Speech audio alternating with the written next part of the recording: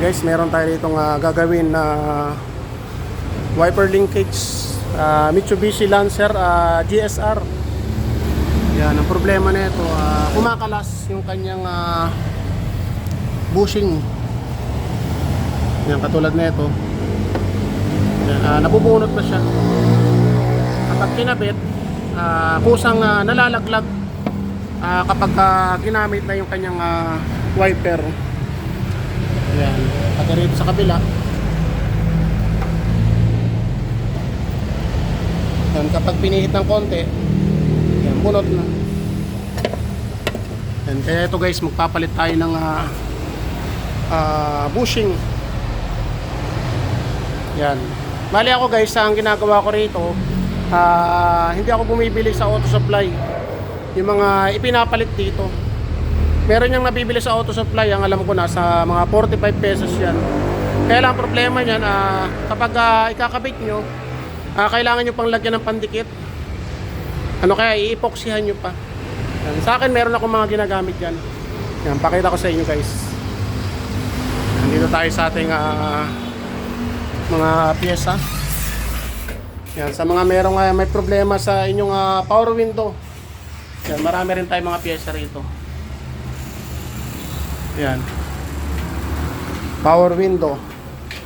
Yan, nilalagyan ko ng mga tanda para sa mga bibili. Yan, hindi nila pwedeng buksan. Yan, nilalagyan natin ng mga tanda.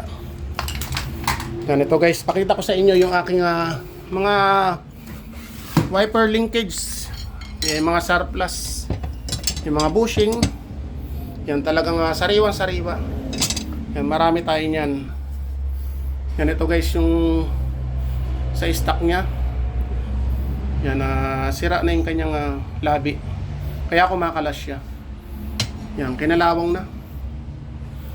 Yan, kasi wala siyang grasa. Siyempre, talagang bibigay siya kasi walang nagpapadula sa kanya. Yan, ngayon nakukuha tayo ng isa.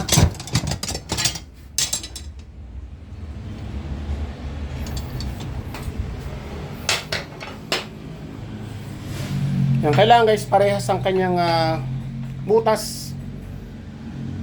Yan, para kapag kinabit doon sa kanyang bola, yan, kapag kinabit, sasalpak.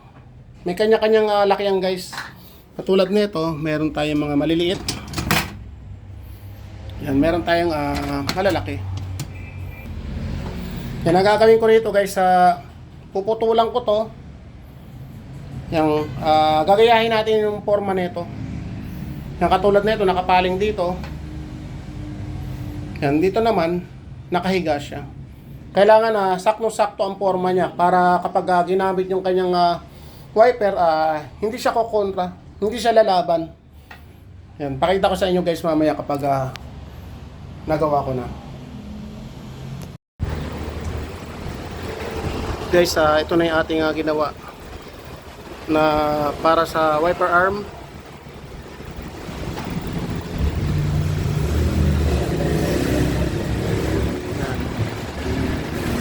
Kailangan guys, kung anong forma ng stock niya, gagayahin nyo. Yung katulad nito, yung parehas siya. Tapos dito sa kabila, yung parehas din siyang nakahiga. Yan, dito ako nagputol guys. Yan, tapos dito tayo nag-spot. Yan, ngayon okay na siya.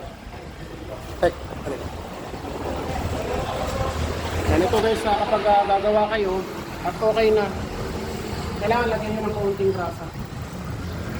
Kaunti lang, huwag yung dadamihan kasi kapag pinasok nyo yung bola nya, hindi nyo may papasok yan kasi puno siya ng grasa. Kailangan kaunti lang. Ngayon, nakapasok natin.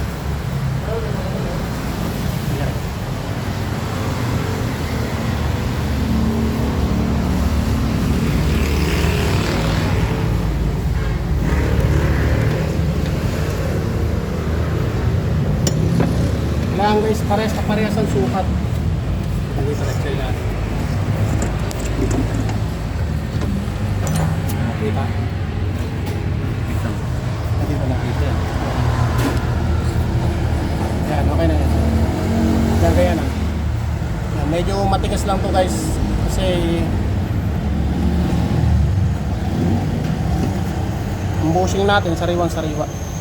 Yan. Okay na. Nakapasok na siya. Tapos dito sa motor,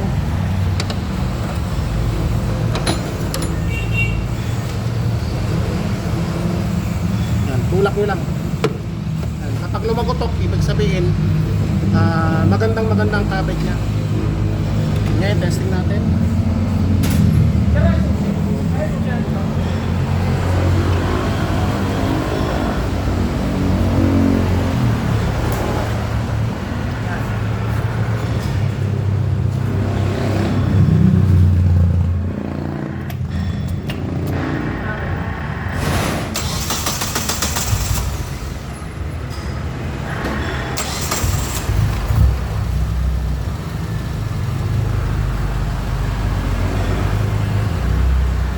Hi.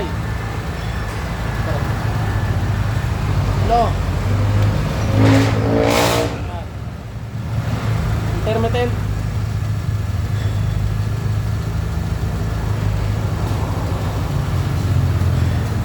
Okay.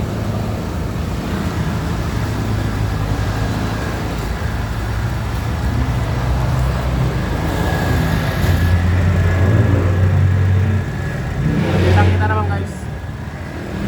Ngayon ang gagawin namin, sigaret patayin mo na. Ang gagawin namin guys, kakabit na namin lahat. Pero, bali ito guys yung kanyang cover. Yan, ibabalik na namin. Yan, kakabit na namin lahat. Tapos yung kanyang wiper arm. Yan, bali ito guys yung mayari. Sir, baka may shoutout ka? Shoutout ka. Shoutout sa mga katrabaho din. Yan, bali kay sir tong Mitsubishi Lancer GSR to sir, di ba? Yes, Yan, hali, ganun lang guys. Kapag bumigay ang inyong bushing, wag nyo nang papalitan ng mga katulad ng mga sinasabi ko. Kunin mo yung nasa lamesa rek na bushing. Yan, meron tayong mga direct sa sa loob. Ganito guys, wag nyo nang palalagyan. Yan, kapag kumalas yan o bumigay, wag nyo palalagyan ng mga ganitong plastic. Yan, kasi saglit lang bumigay yan. Kapag hindi tama pagkakalagay nyo, sayang lang yung pagkakagawa nyo. Sayang din yung pera nyo. Yan, kaya kailangan ganito ang gawin nyo. Katulad yung ginawa ko. Hanap lang kayo ng mga surplus, tapos putulin nyo lang, tapos i-welding nyo, gayahin nyo lang. Yan, pakita ko sa inyo guys mamaya kapag testing na namin.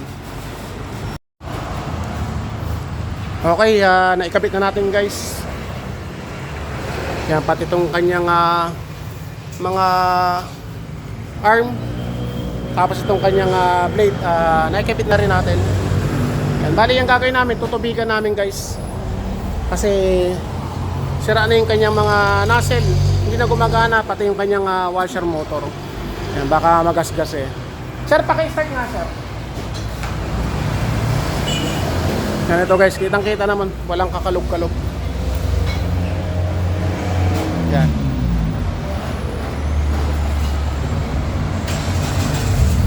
Sige sir, ano mo, yung unang pihit lang. Sige, tubigan mo.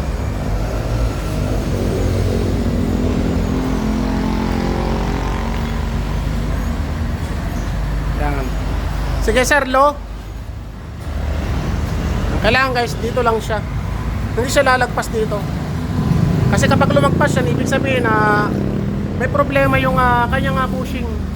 Yan yung malalaman guys kapag may problema na yung inyong bushing. Lumalagpas na rito, humahataw, tapos humahataw rin dito sa baba. Sige sir, hi!